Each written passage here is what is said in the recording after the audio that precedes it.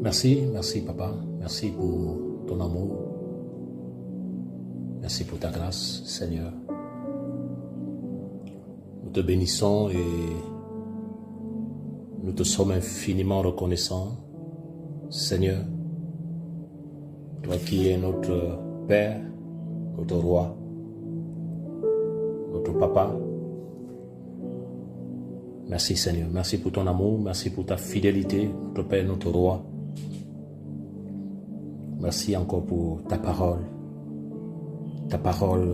une lampe à nos pieds, une lumière sur nos sentiers.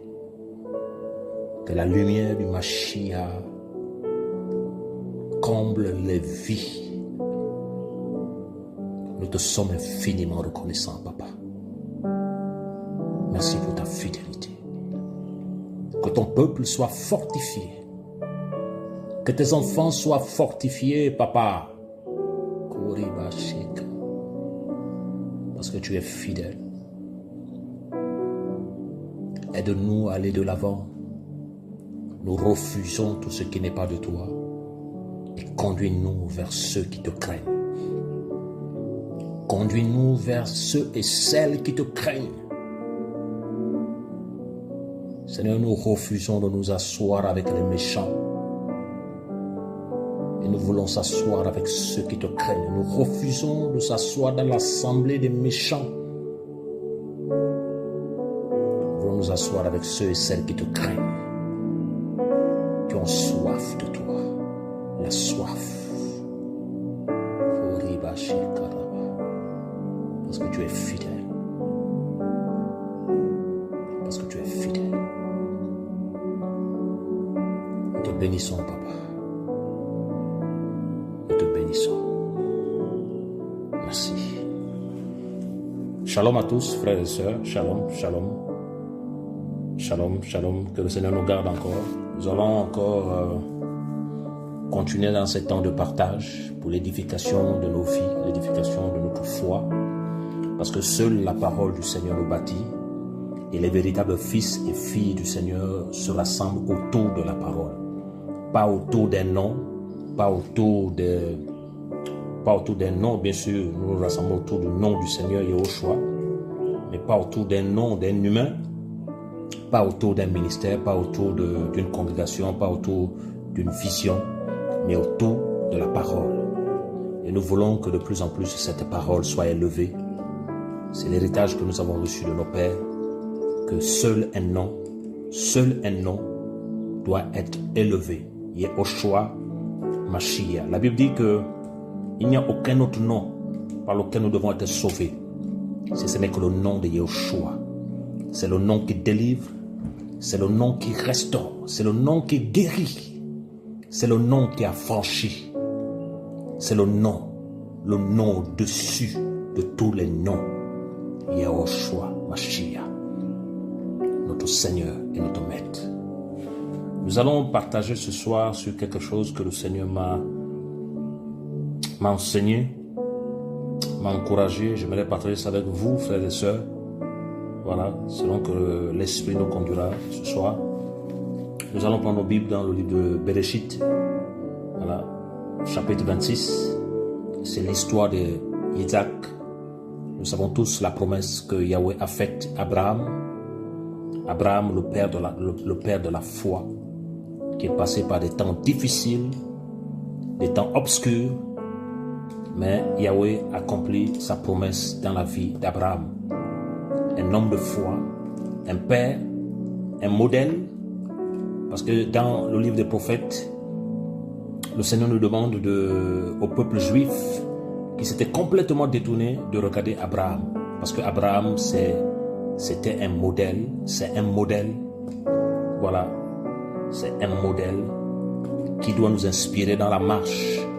Sa persévérance, son amour, son obéissance doit nous inspirer dans notre marche. Et nous comptons sur le Seigneur pour nous encourager encore ce soir. Chapitre 26, verset 1.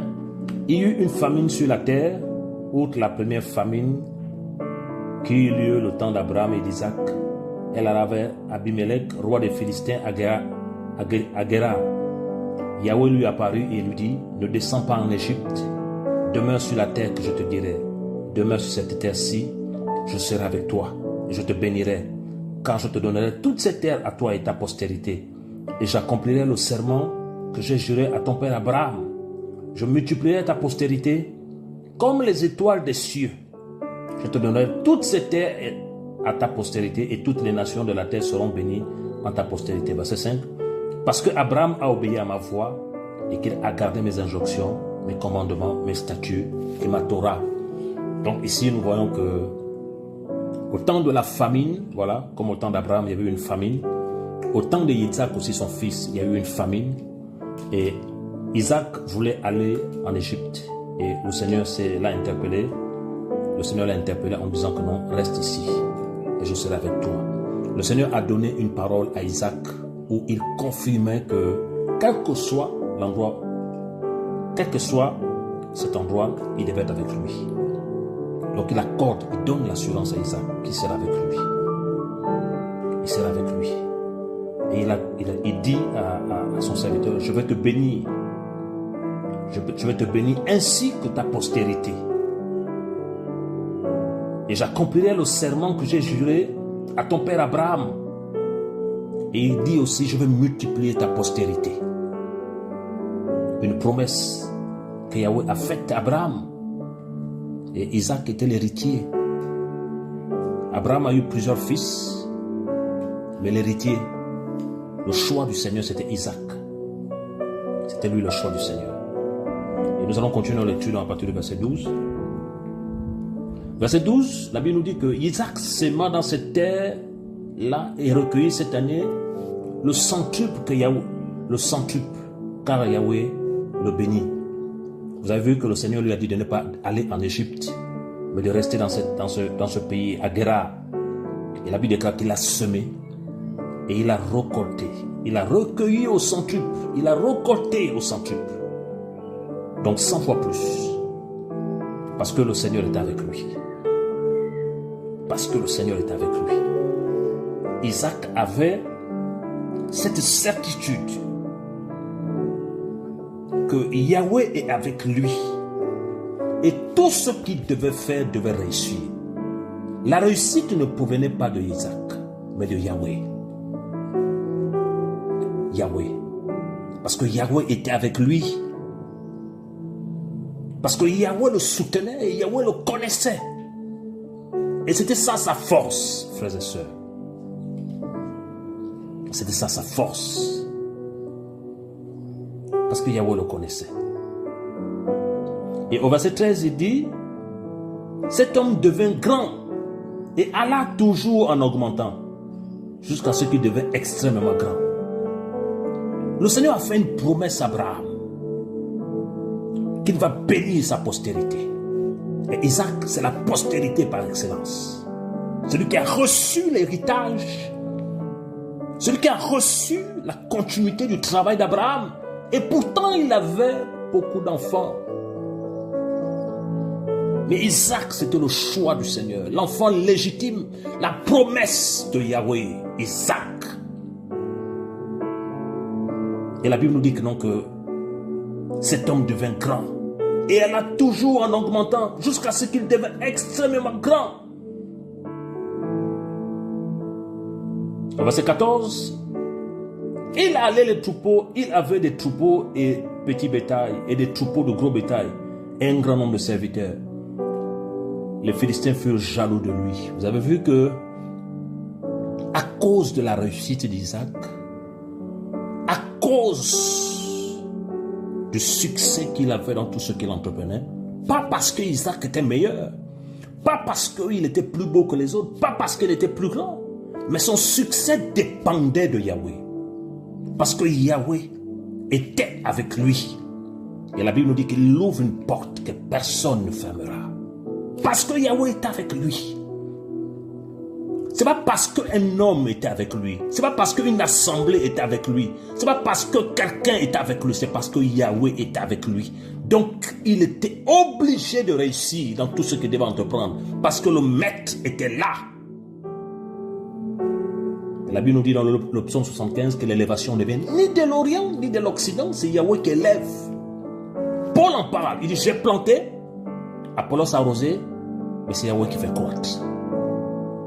Donc c'est Yahweh qui nous amène à grandir, c'est Yahweh qui nous pousse de l'avant, c'est Yahweh qui nous amène dans l'excellence. Alléluia. C'est Yahweh. C'est lui qui nous amène dans l'excellence. Et à cause du succès qu'il avait, la jalousie a commencé. Ça ne manque jamais, mes frères. Ça ne manque jamais. À cause du succès, à cause de ce que tu fais pour le Seigneur, on va te diffamer. On va te salir. On va te prêter les intentions. On va t'accuser faussement. Alors que tu n'as rien fait. Alors que ton seul objectif, c'est parce que tu veux voir le roi élevé. C'est parce que tu veux voir le royaume avancer. Le royaume des cieux. Il fut jaloux d'Isaac. Il n'était pas content de la réussite d'Isaac. Alléluia. Au verset 15. Tous les puits que les serviteurs de son père avaient creusés, du temps de son père Abraham, les Philistins les bouchèrent et les remplirent de terre. Abimelech aussi dit à Isaac, va-t'en de chez nous, car tu es devenu beaucoup plus puissant que nous. Il est passé par beaucoup d'épreuves. Beaucoup d'épreuves à cause du succès qui l'accompagnait. Et comme je l'ai dit tout à l'heure, ce succès ne dépendait pas de lui, mais c'est parce que Yahweh était avec lui. Et la promesse de Yahweh devait s'accomplir dans sa vie, parce qu'il était l'héritier d'Abraham. Abraham, le père dans la foi, en qui Yahweh a dit, toutes les nations de la terre seront bénies en ta postérité. Alléluia. Et qu'est-ce qui s'est passé? Tout le travail d'Abraham, tous les puits que les serviteurs d'Abraham avaient creusés, les Philistins sont venus. Ils ont bouché ces puits. Ils ont voulu... Qu'est-ce qu'ils ont voulu faire? Ils ont voulu annuler. Ils ont voulu arrêter le travail que le père dans la foi avait commencé à faire. Ils ont voulu arrêter. Et Abimelech, tellement aussi jaloux comme son peuple, a chassé Isaac. Oh, on va te chasser parce que tu aimes le Seigneur. On va te chasser parce que tu crains le Seigneur. On va te chasser parce que tu prends position pour la vérité et non pas pour un homme, et non pas pour un ministère, et non pas pour une église. On va te chasser. Mais tiens bon, nous sommes plus que vainqueurs, car celui qui demeure en nous, il est fidèle. Il est fidèle. Il est fidèle. Au verset 17, la Bible nous dit que non, que Isaac partit de là et campa dans la vallée de Guérar, où il s'établit. Verset 18, Isaac creusa de nouveau des puits d'eau qu'on avait creusés du temps d'Abraham, son père, et que les Philistins avaient bouchés après la mort d'Abraham. Et il leur donna les mêmes noms que son père leur avait donné. Isaac, ils ont voulu arrêter le travail d'Abraham. Mais comme Isaac était un fils légitime, il a compris le travail de son père. Il n'a pas combattu son père. Il n'a pas détruit le travail de son père. Il a simplement travaillé dans la continuité. Et son père était un modèle pour lui. De sorte que non, que les mêmes puits, les mêmes noms que son père avait donné à ces puits-là, il les a donnés. En fait, il n'a pas changé le modèle de travail. Il a laissé le modèle que son père a laissé. Alléluia. Au verset 19, les serviteurs d'Isaac creusèrent dans cette vallée-là et trouvèrent un puits d'eau vive. Mais les bergers de Guérar eurent une querelle avec les bergers d'Isaac, disant l'eau est avec nous, l'eau est à nous. Et il appela du nom de puits d'Isaac parce qu'il avait contesté avec lui. Verset 21, ensuite ils creusèrent un autre puits pour lequel ils contestèrent aussi. Et il appela son nom Sitna. Verset 22, il se transportait de là et creusa un autre puits. pour lesquels il ne contestait pas. Il appelait du nom de Rehoboth en disant, c'est parce que Yahweh nous a maintenant mis au large que nous porterons du fruit sur la terre. Alléluia. Isaac se met à creuser, les serviteurs d'Isaac se mettent à creuser un puits. Frère, nous savons ce quoi creuser un puits. Certainement à cette époque-là, il n'y avait pas de machines. Il n'y avait pas de machines qui pouvaient faire des fourrages. On ne sait pas si c'était dans des lieux déserts où l'eau était difficile à trouver. Ils creusent un puits en profondeur. Les Philistins viennent. Ils refusent, ils les chassent. Est-ce que Isaac s'est bagarré avec eux? Non. Et c'est Isaac a lutté charnellement avec eux? Non. Il n'a pas lutté charnellement avec eux. Qu'est-ce qu'il a fait? Il allait creuser un autre puits. Arrivé encore un autre puits encore, il conteste encore Isaac. Il dit ça, c'est à nous encore. Et c'est Isaac a fait des problèmes? Non. Il allait à un autre puits. Et cette fois-ci, ils n'ont pas contesté. Et il a trouvé de l'eau. Et il a appelé le nom de ce puits Rehoboth en disant, Yahweh les a mis au large. Quel est l'enseignement que le Seigneur me donne à travers ça? Frère, un vrai fils du Seigneur n'a pas besoin de se battre, de se bagarrer dans le leadership. Un vrai fils du Seigneur n'a pas besoin de se battre. Un vrai fils du Seigneur. La Bible déclare que ce n'est pas celui qu'on recommande lui-même qui est approuvé. C'est celui que le Seigneur recommande. Isaac savait qui il était. Isaac savait qui il était. Yahweh a dit qu'il est avec lui. Il savait qui il était. Voilà pourquoi chaque fois, lorsqu'on voulait le causer des problèmes, il reculait. Il savait qui il était. Il partait dans un autre puits, il creusait, il trouvait toujours de l'eau. Parce que le Seigneur avait dit, je suis avec toi. Et si le Seigneur lui a dit que je suis avec toi, ça veut dire que tout ce qu'Isaac devait faire devait réussir. Et il trouvait à chaque fois de l'eau. À chaque fois, il venait embêter Isaac. À chaque fois, il venait embêter Isaac. Et il quittait là. Alléluia. Un vrai appelé ne discute pas un poste. Un vrai appelé ne discute pas une assemblée. Un vrai appelé ne discute pas une position. Un vrai appelé ne discute rien avec quelqu'un. Sa position est dans le ciel. Il connaît qui il est. Et il continue à faire le travail du maître. Parce que le maître l'accompagnera toujours.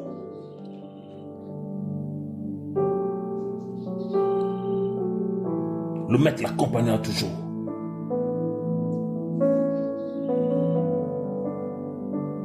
Le maître l'accompagnera toujours. Aujourd'hui, on voit des guerres de leadership. Aujourd'hui, on voit des personnes qui discutent les postes. Aujourd'hui, on voit des personnes qui veulent se faire voir. Aucune maturité. Pas d'appel. Mais ils se discutent les postes. Ils sont prêts à se bagarrer pour gérer une œuvre. Ils sont prêts pour se bagarrer pour quelques âmes seulement. Mais Isaac savait qui il était. Si quelqu'un discute avec toi pour une assemblée, laisse-le l'assemblée. Si quelqu'un discute avec toi pour un endroit, laisse-le ça. Le champ que le Seigneur te donne, c'est les nations. Et il t'accompagnera parce qu'il est avec toi. Et comme Isaac, il t'amènera au large.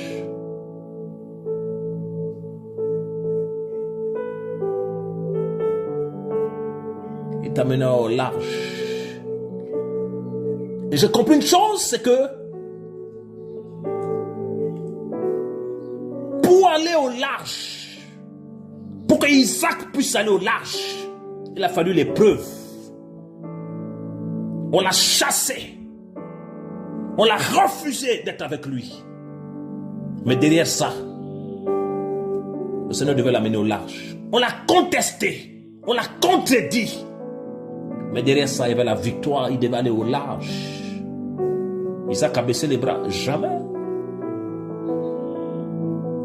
Isaac a commencé à murmurer. Jamais. Isaac a commencé à dire ils sont méchants. Jamais. Parce qu'il a reçu une parole. Je suis avec toi. Yahweh lui a dit, je suis avec toi. Je suis avec toi. Donc lorsqu'il y a la contradiction, lorsqu'il y a l'épreuve et que tu crains le Seigneur, sache que le large arrive. Yahweh est en train de t'amener au large. Yahweh est en train de t'amener dans les hauteurs. Yahweh est en train de t'amener quelque part, frère. Alléluia. Koriba shekaraba.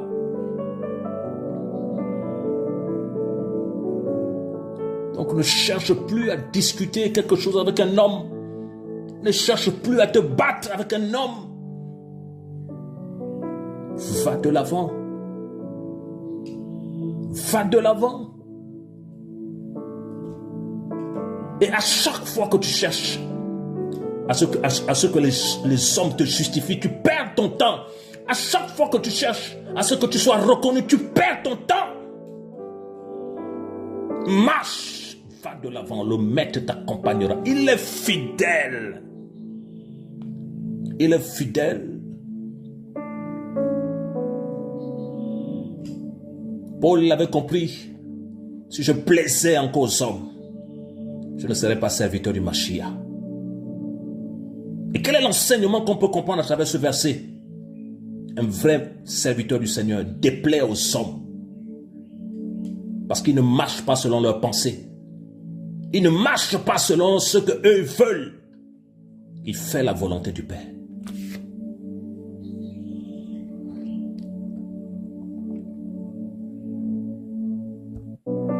Fait la volonté du Père.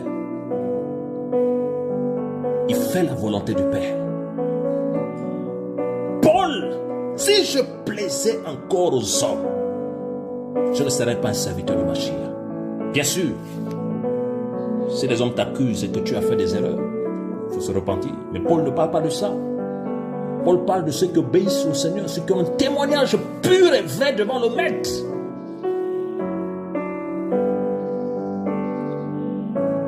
Isaac savait qui il était. Donc, quand il y a l'épreuve, tu es en train d'aller au large. Ne baisse pas les bras. Il creuse un puits. Les Philistins viennent fermer encore. Ils viennent discuter, ils disent à nous. Isaac n'a pas insisté, il a laissé. Il va creuser un autre puits, il trouve de l'eau. Ils viennent encore contester.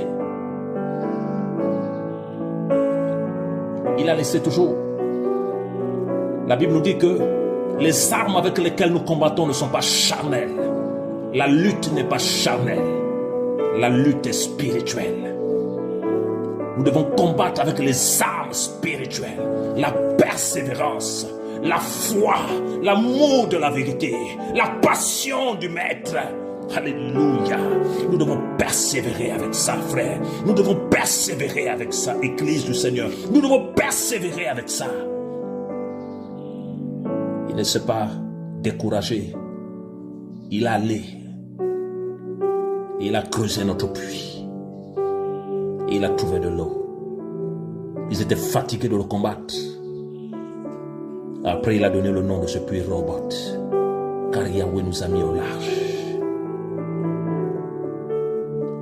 Yahweh nous a mis au large. Yahweh nous a mis au large. Dans la persévérance, tu auras la victoire. Dans la persévérance, les hommes qui t'ont combattu, chassé, négligé, feront qu'assurément Yahweh est avec toi. Voilà pourquoi aujourd'hui, avec ce réveil que le Seigneur a suscité à notre Père dans la foi, combattu, dénigré, mais la gloire ne fait que se manifester. Parce que Yahweh est là. Parce que Yahweh est là. Oh. Et au verset 27 de Bereshit 26, mais Isaac leur dit, pourquoi venez-vous vers moi, puisque vous me haïssez? et que vous m'avez renvoyé de chez vous. Donc, ils avaient eu haine. Donc, sache que à cause du succès que Yahweh t'accorde, parce que nous devons comprendre une chose, quand on parle du succès, ça n'a rien à voir avec les voitures, ça n'a rien à voir avec les voyages, ça n'a rien à voir avec les avions. Ce n'est autre que la présence du Seigneur dans ta vie. Ce n'est autre que la révélation du Père dans ta vie. La bénédiction de Yahweh dans ta vie. Et cette bénédiction n'est pas matérielle. Oui, le Seigneur peut te donner le matériel. Mais la véritable richesse, elle est spirituelle. Et la Bible nous dit que nous sommes bénis de toutes sortes de bénédictions spirituelles dans les lieux célestes. Il haïssait Isaac. Pourquoi? Parce que le Maître est avec lui. Le Père est avec lui. Le Créateur était avec lui. J'aimerais encourager quelqu'un ce matin, ce soir, quelqu'un ce soir qui est découragé, quelqu'un ce soir qui dans son cœur, qui aime l'approbation humaine. J'aimerais te dire que quelle que soit l'amitié, quel que soit l'endroit où tu es, un homme ne te fera rien, c'est Yahweh.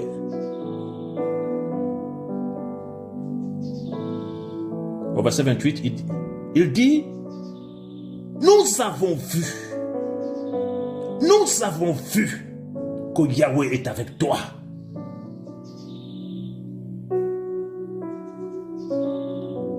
Les mêmes qui ont chassé Isaac, c'est les mêmes qui sont revenus.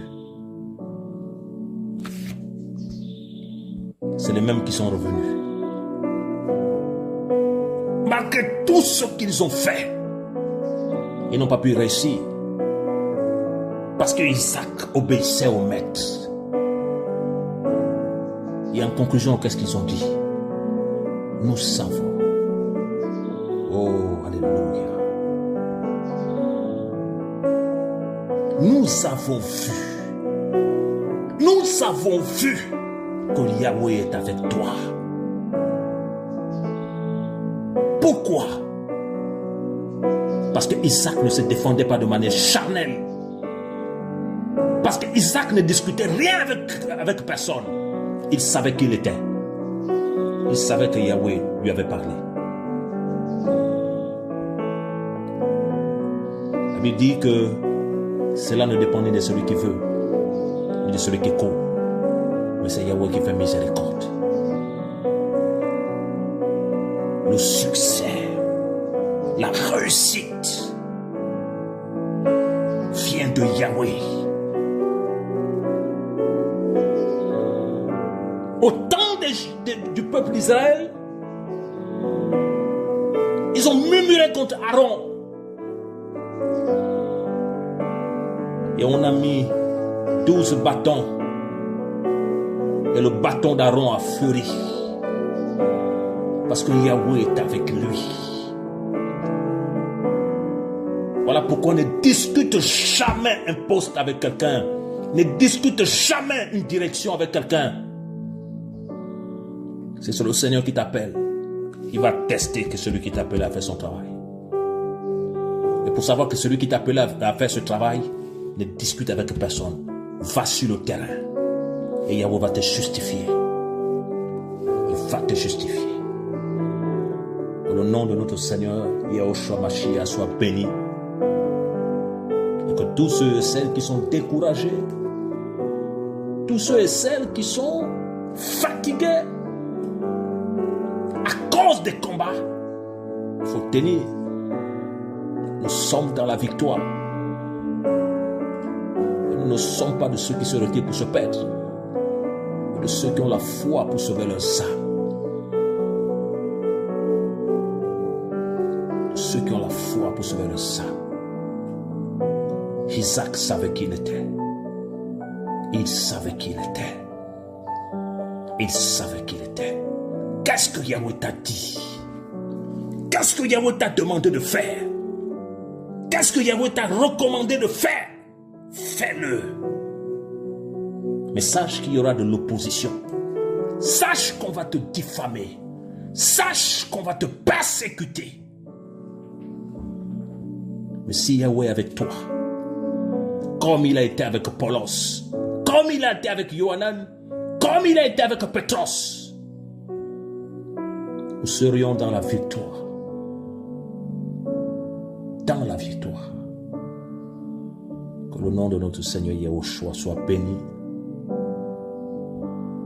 Que le nom élevé au-dessus de tous les noms soit de plus en plus élevé. Nous t'aimons, Seigneur, et donne-nous la force d'aller de l'avant.